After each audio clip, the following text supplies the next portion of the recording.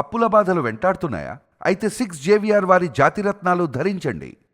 మాజీ ముఖ్యమంత్రి వైఎస్ జగన్మోహన్ రెడ్డి గారు నెల్లూరు పర్యటన గతంలో ఏ విధంగా జరిగిందో అదే విధంగా జరిగింది. ఏమాత్రం మార్పు లేదు. జగన్మోహన్ రెడ్డి గారు నెల్లూరు సెంట్రల్ జైలుకి వెళ్ళారు. ఆ తర్వాత ప్రసన్న కుమార్ రెడ్డిని కూడా పరామర్శించారు. జైల్లో కాకాని గోవర్ధన్ రెడ్డి ములాఖతులో భాగంగా ఆయన కలిసిన తర్వాత నేరుగా రోడ్డు మార్గం ద్వారా ప్రసన్న కుమార్ రెడ్డిని కూడా కలవటం జరిగింది. అయితే జగన్మోహన్ రెడ్డి గారి పర్యటన సందర్భంగా పోలీసులు కొన్ని ఆంక్షలు పెడుతున్నారు. ఆంక్షలు ఎందుకు పెడుతూ ఉన్నారు? గతంలో ఆయన ఏ పర్యటన చేసినా రోడ్ల మీద ఇష్టం వచ్చినట్టుగా రచ్చ రచ్చ చేస్తున్నారు, రప్ప డైలాగులు పేలుస్తున్నారు. రోడ్ల మీదకి వచ్చి ప్రజా ఏవైతే ఆస్తులు ఉంటాయో వాటిని ధ్వంసం చేస్తున్నారు, ప్రభుత్వ ఆస్తులు ధ్వంసం చేస్తూ ఉన్నారు.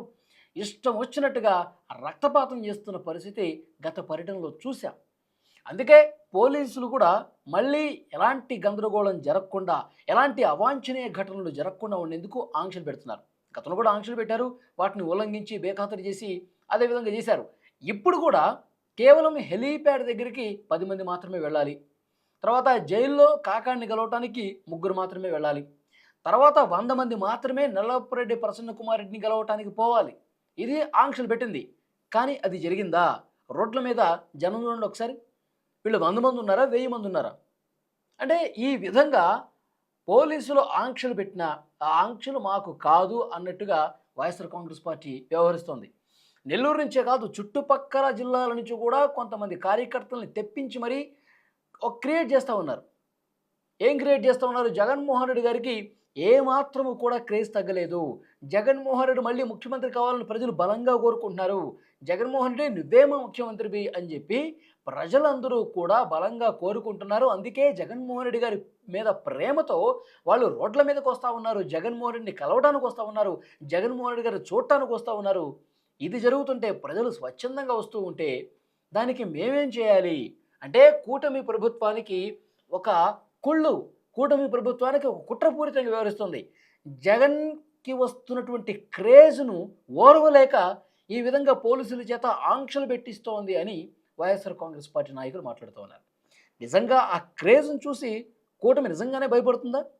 చంద్రబాబు నాయుడు గారు, పవన్ కళ్యాణ్ గారు, ఇంకొక నాయకుడు జగన్మోహన్ రెడ్డి గారిని చూసి, ఆయనకు వస్తున్న ఫాలోయింగ్ని చూసి, ఆయనకు వస్తున్నటువంటి జనాన్ని చూసి గజగజ వణిగిపోతూ ఉన్నారా?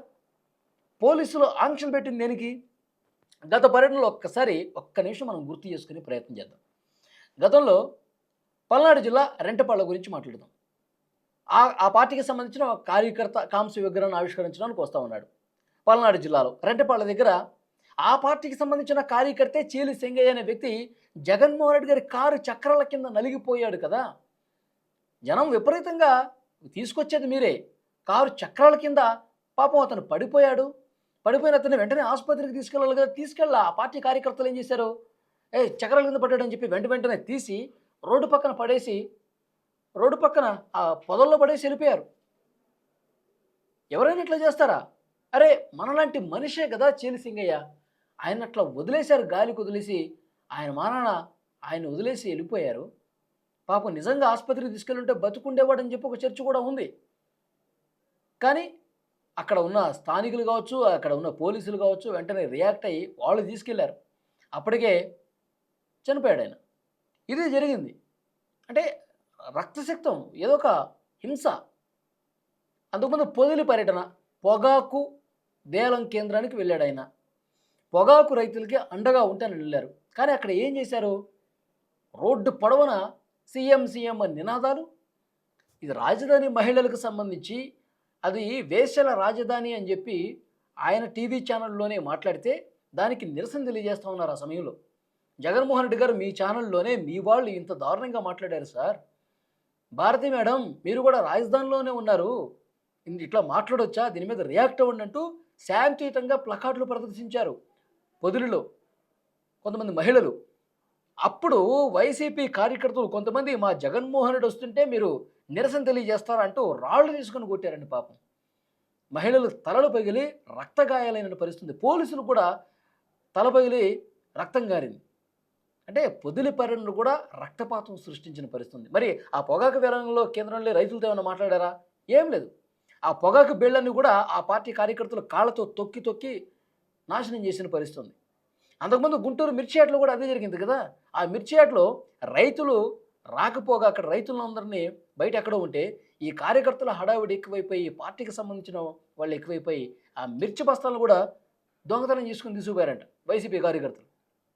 అంతా మాట్లాడుకున్నారు కదా! ఆ టైంలో జరిగింది.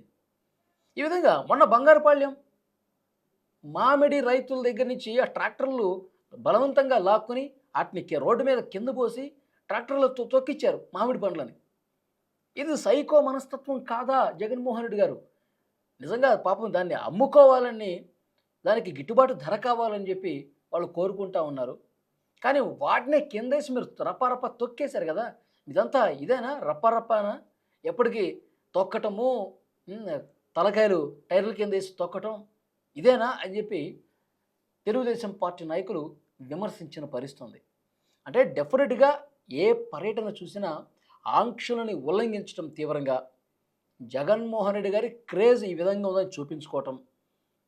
లేదు అంటే గనక పోలీసులు పూర్తిగా నిర్లక్ష్యం చేస్తూ ఉన్నారు.